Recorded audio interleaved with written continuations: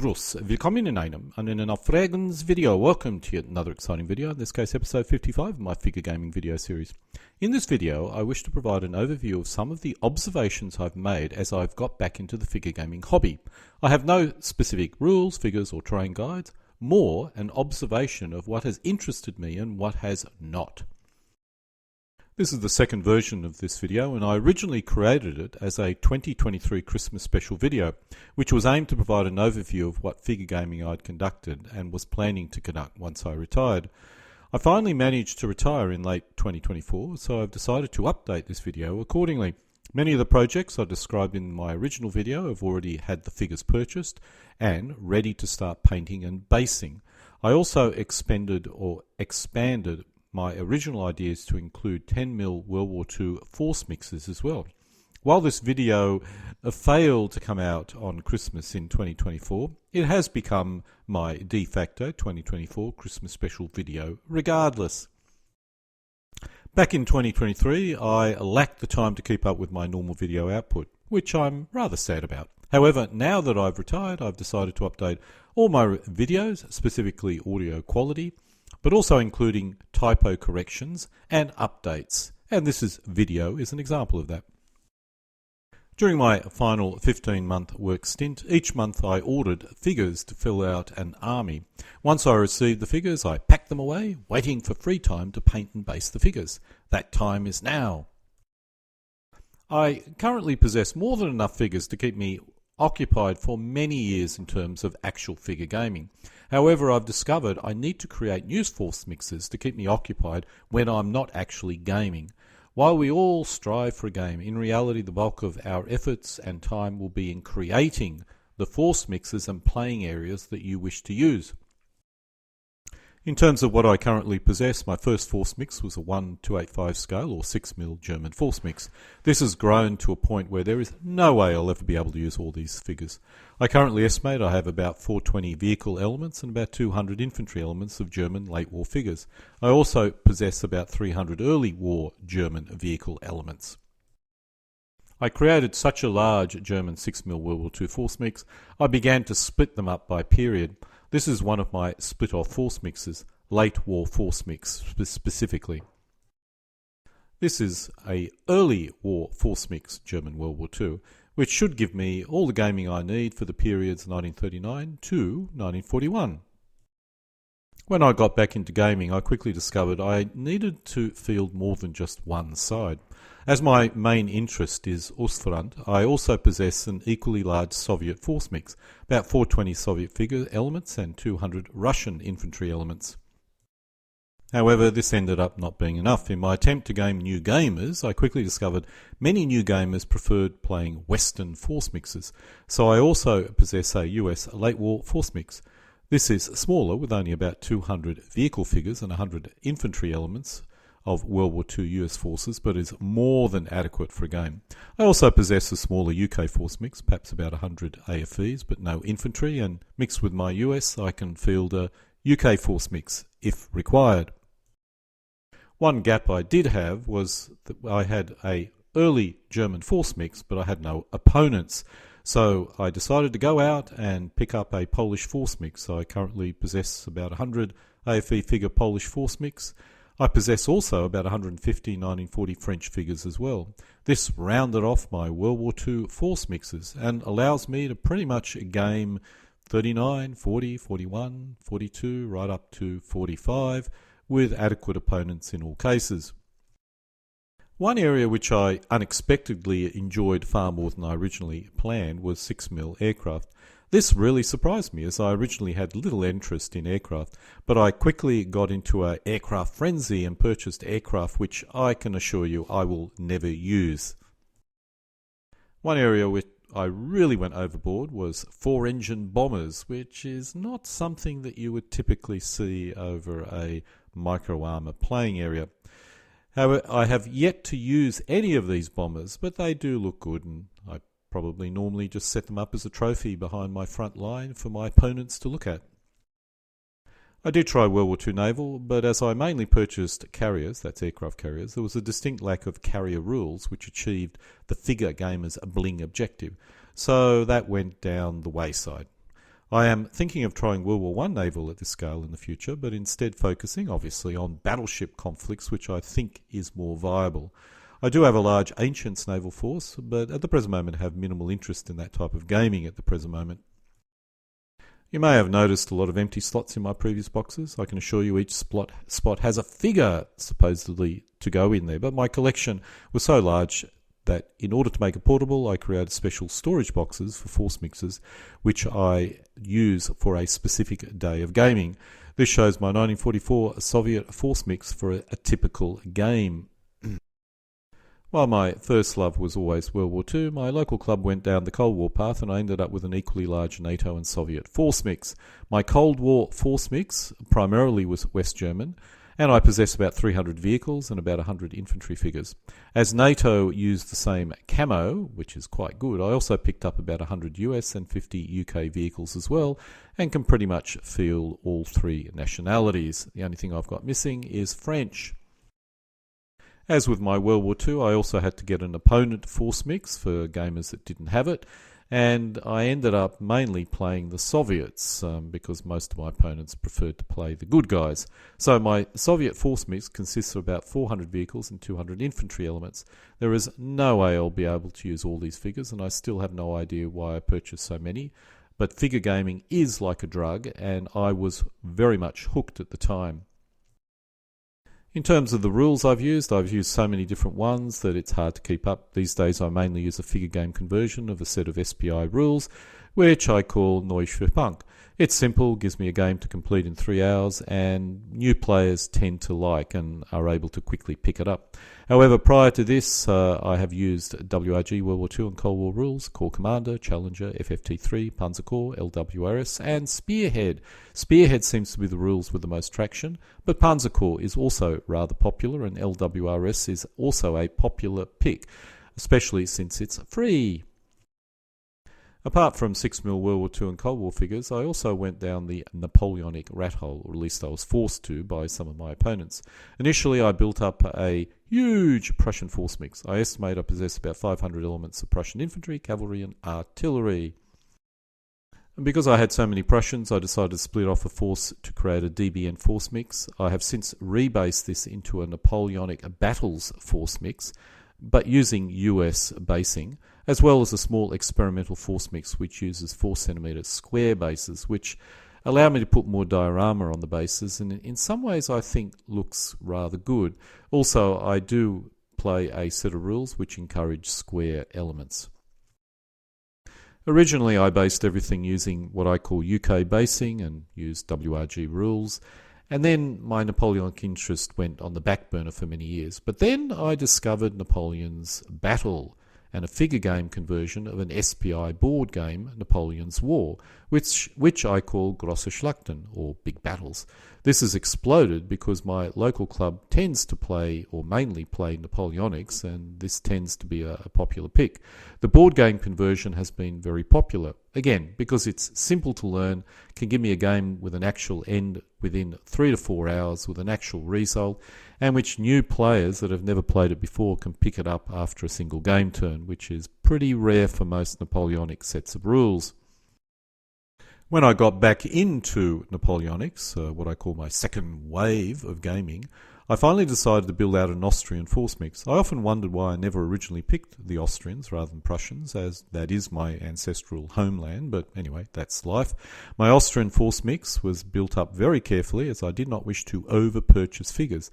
I possess about 150 elements, which is more than enough for any game I need to play. However, as with all my other gaming examples, I needed opponents, and to gain opponents from new players, I then had to build up a French force mix. Again, about 150 elements, if not larger. As it turned out, I normally had to play the French, as most of my opponents wanted to field or play the other nationalities which I had, which is rather frustrating because I always wanted to field or play the Austrians, or Prussians at least. To give me more opponents, I then built out a British force mix using old figures I purchased many years ago, and I mean many, many years ago. Heritage figures, which I purchased in the late 80s. This is only about 120 elements in strength, and I do need to fill out parts of this force mix, but it ended up being adequate for small games, small and medium games.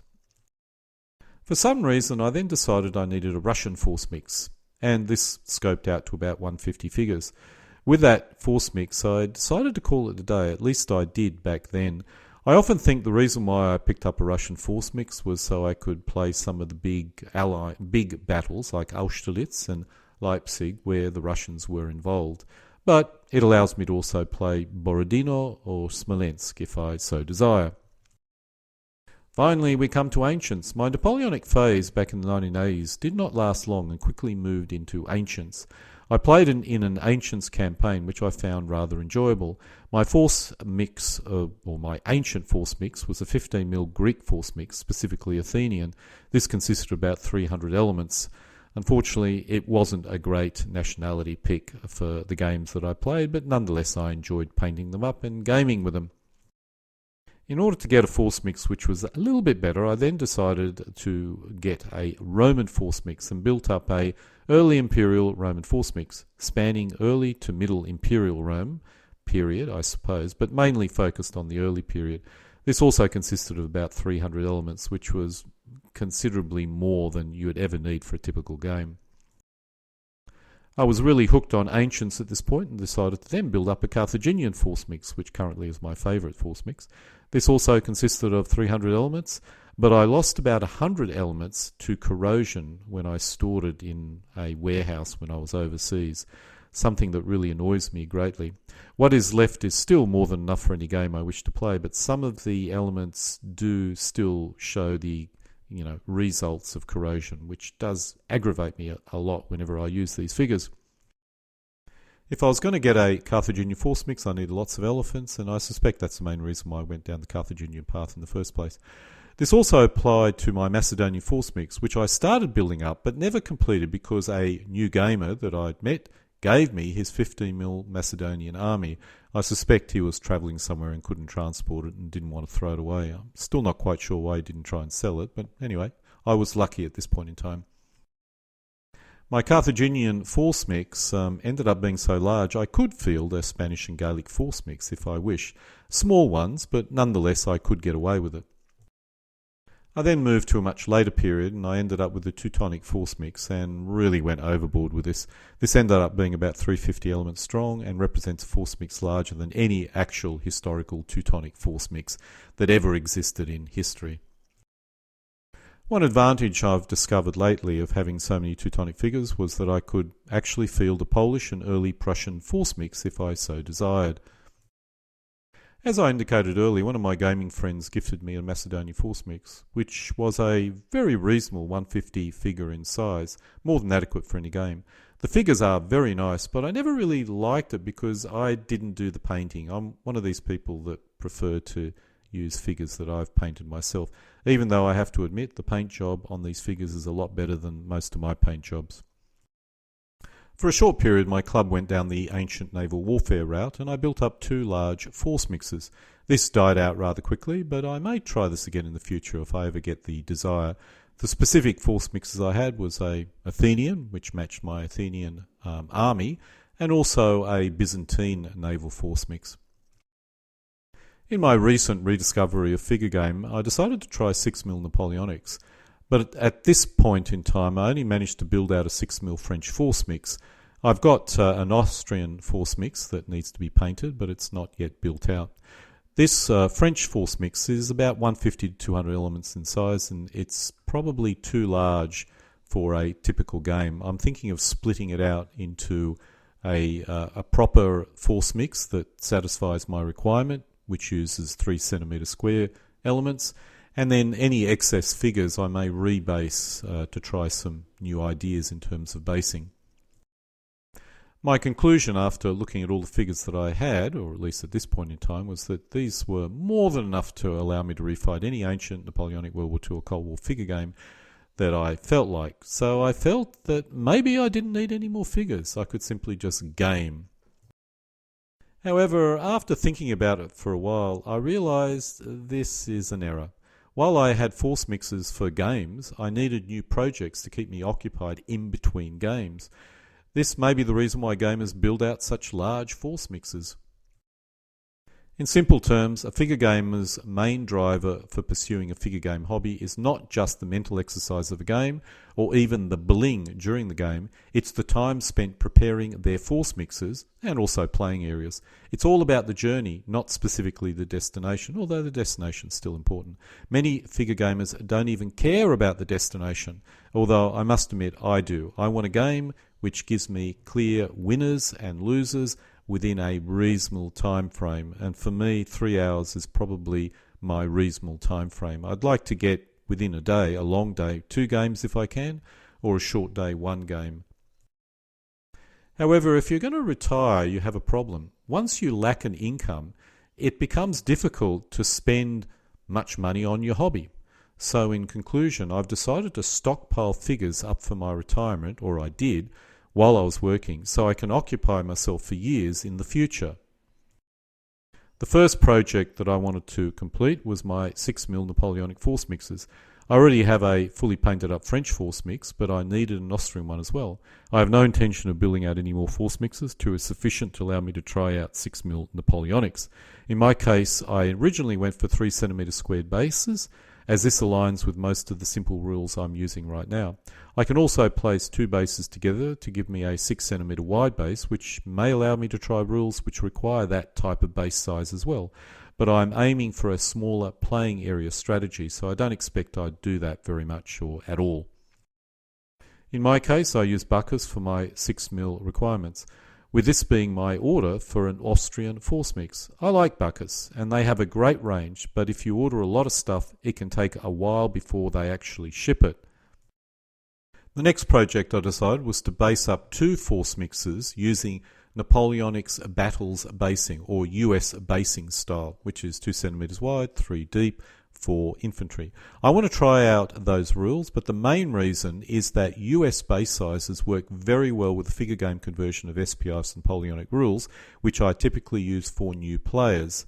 Currently, one of my regular opponents has a large 15mm Napoleonic Battles figure collection, but he lacks any French, so I need to build that out.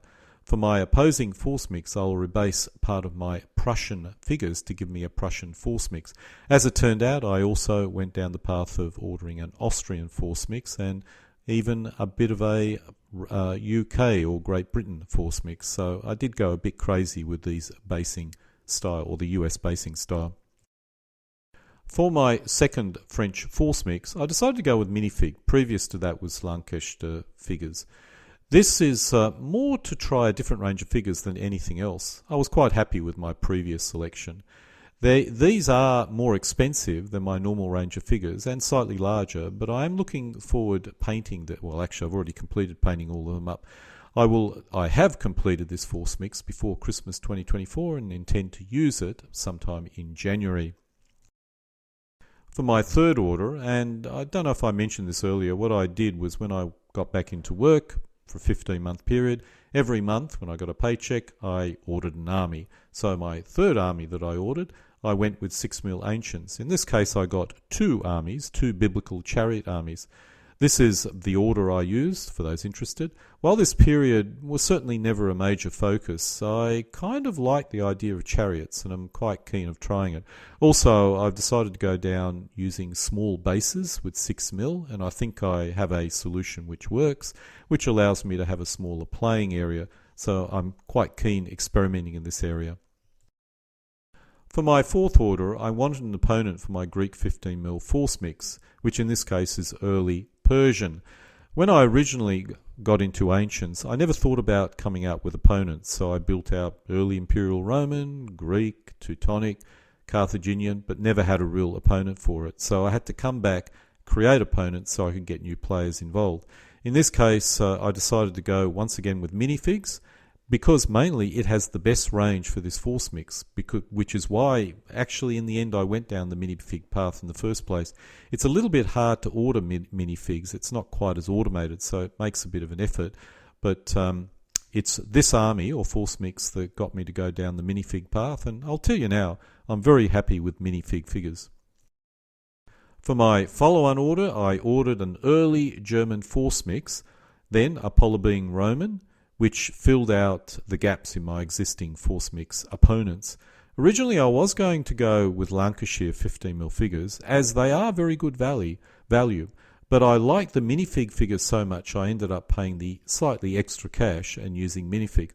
It should be noticed the shipping for minifigs is lesser than when I ship Lancashire, so the difference in cost isn't that great, but Lancashire does have specials every now and then, and every time I see a special I just simply can't resist and I purchase a new force mix. The next project I went down was a 10mm American Civil War force mix, one Union shown and a Confederate one. I'm going to use a figure game conversion of the SPI blue and grey rules for this, and will most likely use 3cm square bases.